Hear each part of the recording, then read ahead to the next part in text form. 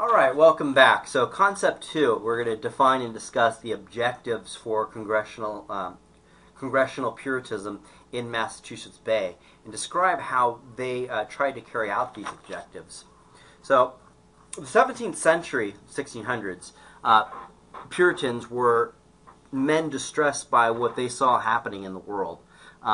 They tried to hold on to the old communal ideology of the Middle Ages against an environment that strongly favored, it was beginning to favor individualism of the merchant class, right? So again, this is the beginning of basically what we've come to call globalization, right? And it was just beginning to erode very traditional values of religion and the prospect of humanity being cared for by a beneficent God in the center of the universe, right? So all of these things are being questioned, and it's beginning to cause a great deal of anxiety. Just like today, if you think about some of the values that are being challenged today, it's caused all sorts of people are becoming incredibly anxious. The fastest growing sect in the three major religions of the world, Christianity, Islam, and Judaism, are all fundamentalist, right? That's an expression of people being quite anxious about what is going to happen tomorrow, right, in the future. And so the Puritans were very much of the same vein. The Puritan who saw England as once being a land of simplicity, homely virtue, and order, now saw the new society as corrupt in every way. Even in matters as minor as dress and hairstyles, the Puritans saw only decay, right? So, again, things were changing too quickly, too fast, and no good could come of this as far as people who subscribed to Puritan values. For them, the solution to the problem was discipline. But discipline was not to be totally imposed by force. Instead, true order had to grow out of the free, voluntary, but guided decisions of individuals to live godly lives.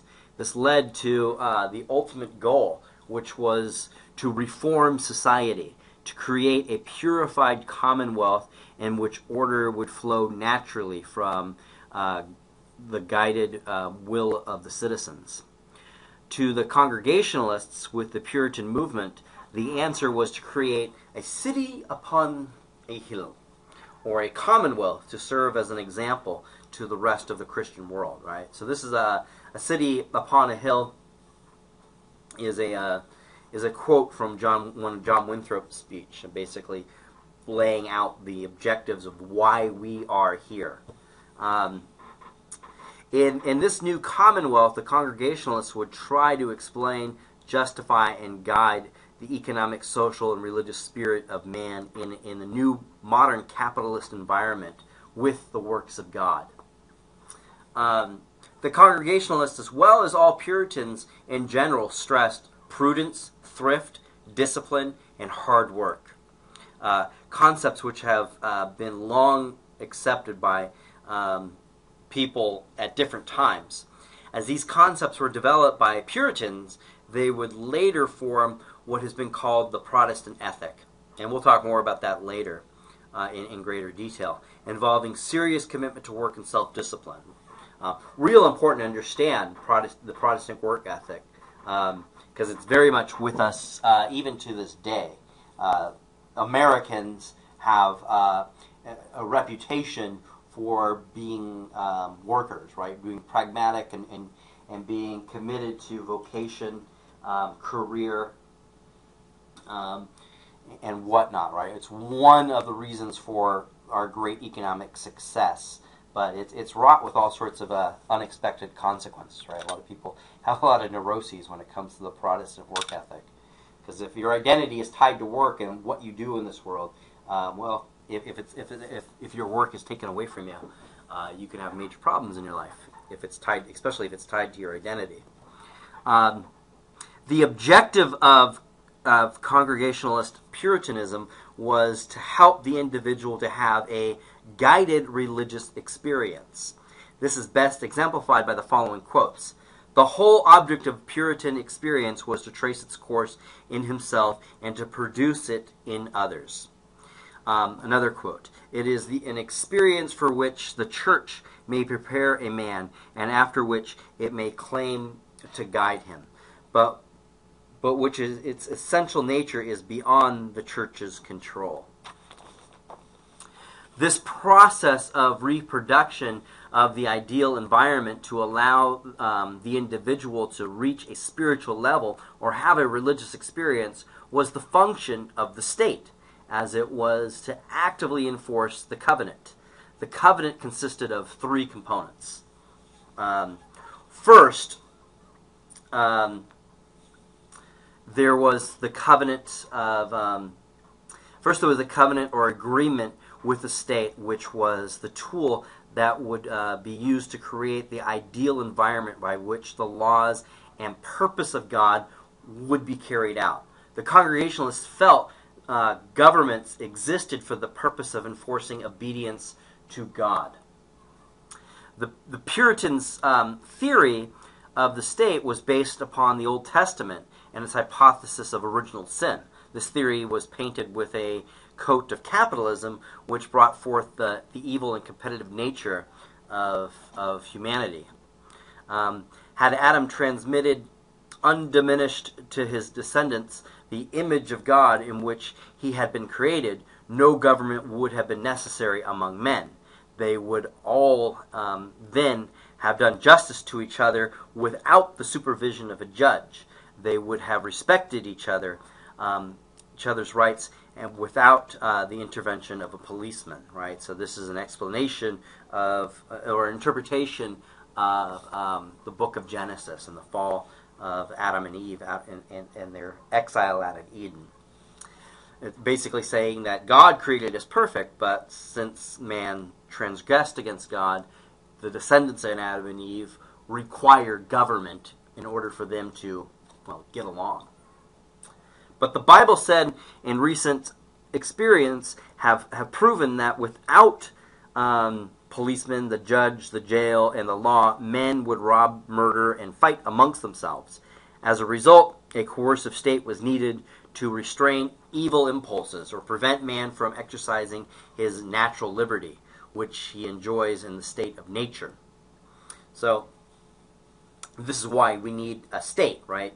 A state is there to make sure that your natural way, which is evil, doesn't get in the way of your coming back to the graces of God. Second was the covenant or agreement which the individual entered into with the church. The church was the vehicle that allowed man to receive the grace of salvation by reaching a new spiritual level. Obedience to God. Let me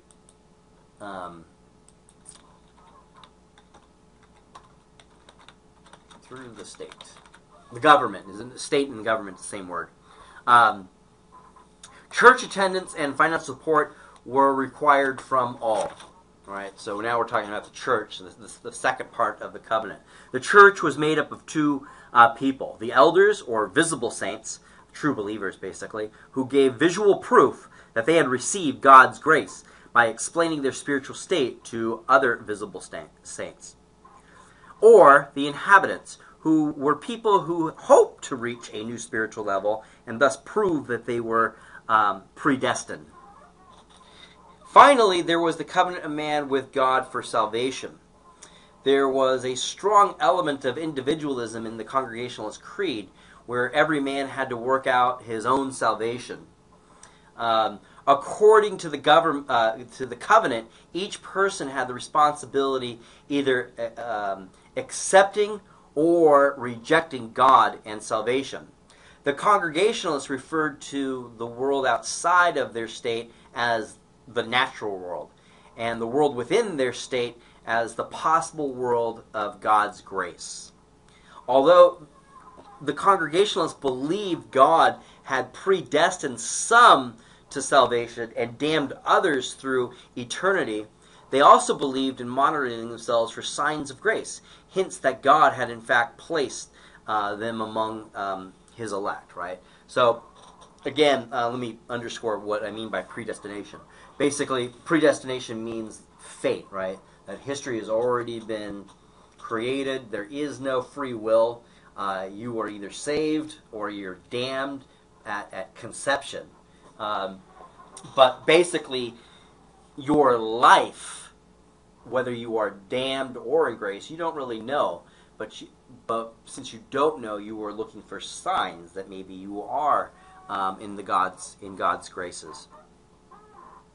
It was argued if one were a member of this select group, he would willfully fulfill the elements of the covenant, right? So he would see, and other people would see he was in God's grace, and try to live accordingly to Scripture by battling sin and eradicating corruption. Thus, it was suggested that only those who had been predestined would seek the possible world of God's grace, right? So those that are being good and those that are following Scripture are obviously in God's grace. Otherwise, they wouldn't be trying to follow Scripture and being good and nice to people and all that kind of stuff, right? So, in 1637, Anne Hutchinson carried this theological argument of predestination to its logical conclusion when she claimed that a holy life was no sure sign of salvation, and that the truly saved need not to bother to obey the law of either God or man. This was high heresy for which the Congregationalist magistrate had little choice but to banish her, lest she pollute the entire religious experiment, right?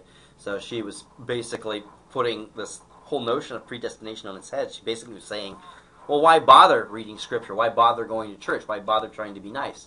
You're either saved or you're damned. And so what's really the point, right? And this predestination was a major underpinning of the Congregationalist belief system. So she had to go. So she was banished in 1637. Remarkable person, Anne Hutchinson. And we might talk more about her in class.